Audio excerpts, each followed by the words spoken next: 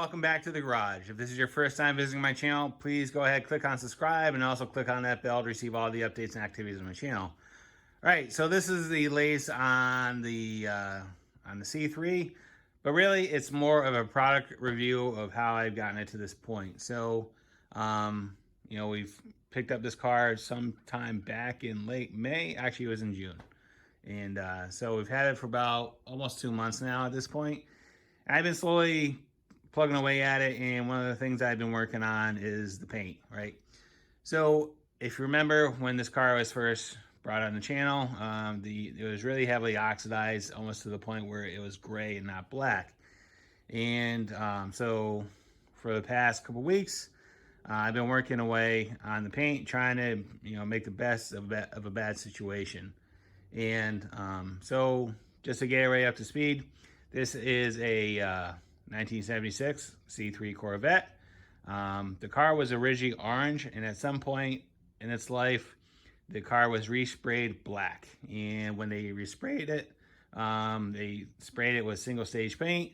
So in case you don't understand what that is, traditionally with newer cars, you have base coat and clear coat, where you have the color and then the clear. And then you have single stage paint, where the base and the clear is all mixed into the same blend, and it's all shot at the same time.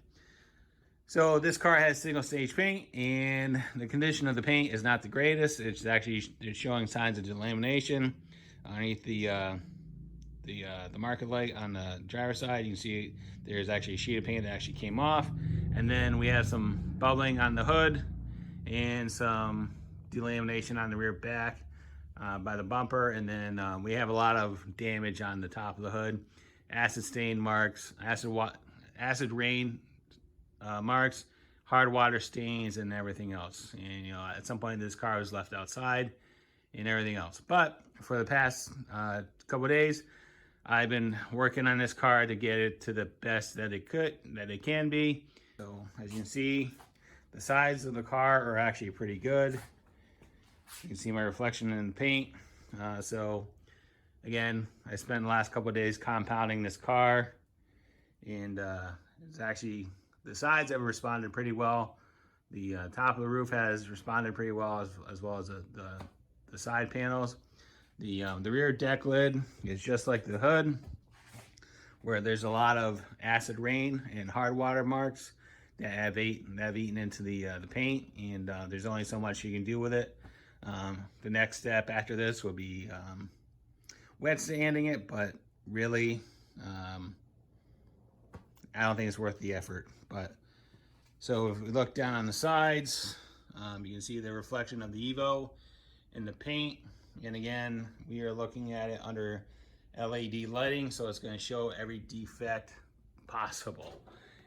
But I will tell you, it actually looks worse on camera than it does in real life. So, but if we walk up to the hood, you can see a lot of the issues on the hood. So if you look right there, there's a big spider crack in the paint, and that's just one example. And then there's a lot of surface imperfections in the paint. So again, it is what it is. Who knows when it was resprayed, and as far as the quality that they used to do it. But again, this is a driver for the time being. So why don't we go over to the bench, I'll show you what I used. Right, so this is the machine I picked up from Harbor Freight. It's a 6-inch random DA polisher that's made by Bauer. So it's funny because Harbor Freight has kind of had a shift in their philosophy, I would say in the last 2 or 3 years, where they're no longer trying to be the bottom barrel as far as tool suppliers out there. And if you walk into a Harbor Freight, there are a variety of machines that you can buy, whether it's something like this or drills or tools or whatever it may be. And this is kind of like the best of the best that they have to offer. So again, this is a Bauer 6-inch random DA polisher, and this one was around $100, all right? So once you're in the store, you can actually go through the whole selection. You can spend as little as $40, and then there's like 3 or 4 other options I can go to, 60, 70, and then this one, which was around $100. So At the end of the day, I decided to go with this machine. I'll tell you why as we talk about it. So what's nice about this machine is really the controls of it. It has a nice paddle on the bottom, right? And also has a continuous power button. So the way this works is you would press this and to start the machine, and if you want to run it continuously, you press and hold this, and it does not lock. So I actually used that a little bit, and I didn't like it. I thought it's a dumb design, and it's just to hold it with your thumb. It's honestly, it's uncomfortable, and holding the paddle with your index finger versus this, it does the same thing. And if your palm or your hand is already wrapped around the machine, it's just easier to hold the paddle than trying to use that feature. So that's there. It's kind of useless, but it is there nonetheless. It does use brushes.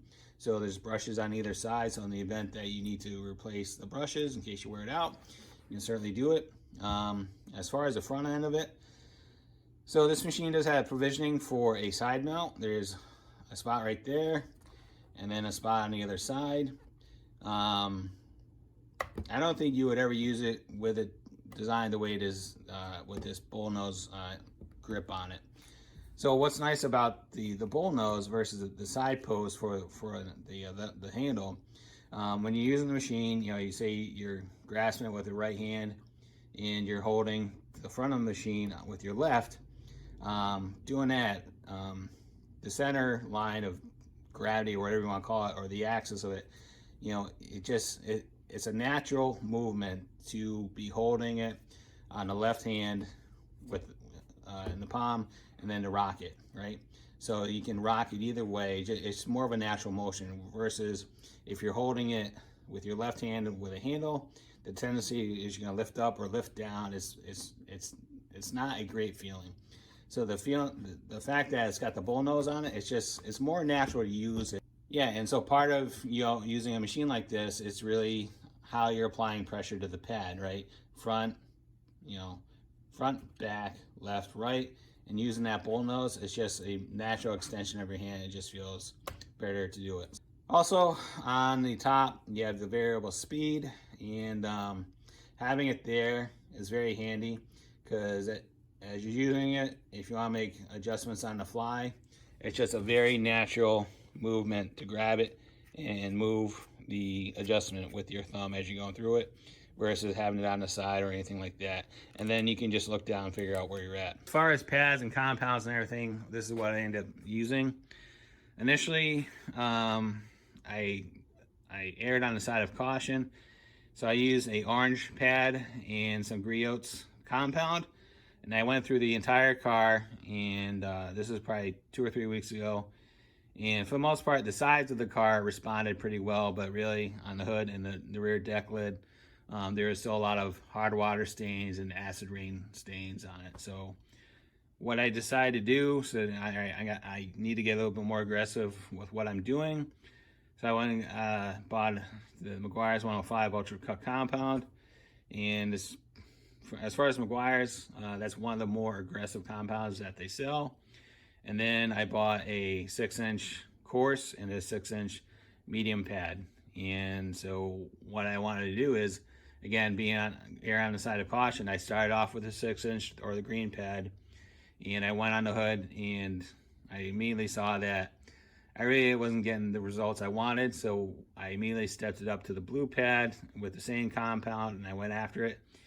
And it cleaned up a lot of the defects on the hood. So going with that and the compound, the 105, really was a good combination. So so then I went over the entire car with the blue pad and the compound, not just the hood, but the side of the car, and did the whole thing just to be consistent. So then once we had the entire car compounded, and then followed up with the Griots polish, and I had a black pad, and I finished up with the yellow pad. So the reason I finished up with a yellow pad, because the black pad I had, the backing paper on the back of it actually tore off the pad, and then the pad physically became detached from the machine. So then I switched over to the yellow pad. Ultimately, the black pad is a little bit softer than the yellow one, but for the most part, when at the end of the job, when you're doing a polish, it pretty much is the same effect. So I finished up the car with the yellow pad. So as far as the pads from Harbor Freight, as far as the Bauers, I made it about 3/4 of the way through the car with the blue one, and then the pad just really started falling apart on the sides. It just started spitting out blue chunks of the pad at random. So what I did is I bought another pad and I finished it off, and then went from there. So yeah, so this video is getting a little bit long, but that's pretty much what the process was on the car. I would give this machine a thumbs up. So again, if you're a full-time detailer or car restorer or something like that, more than likely you're probably not gonna pick up this machine. You're probably gonna use something a little bit more high-end. But for what I use it for and the amount of times I'm gonna use it, this is perfectly fine. The only issue that I saw with this particular machine is after about an hour of using it, the housing on the front just got very hot, but it never failed to, the machine never failed to work. I just noticed that the front of it got hot. So, but yeah, I would still not hesitate to buy this machine again. I think it's a pretty good value as far as what the average person needs to accomplish. So again, so there you go. There's the final result of the car. At this point, I'm done doing any paint work on the car. Now it's just gonna be mechanical stuff. Next thing we're gonna be doing is I'm gonna be working on the front end of the car because it needs new ball joints and all the bushings, and the tie rod ends are all shot. So that'll probably be the next video in the series of this car, and go from there. And all right, if there's any thoughts, questions, concerns, whatever, go leave them in the comments box. I'll get back to you as soon as I can. And as always, thanks for watching and have a great day. See ya.